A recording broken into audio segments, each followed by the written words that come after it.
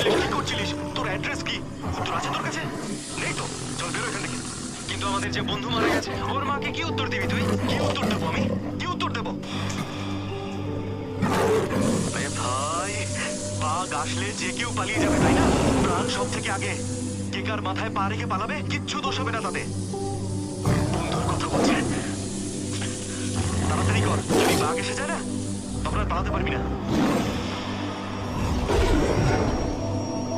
বস, বাঘটা থাবা মেরেছে আর তাতেই লোকটি মারা গেছে।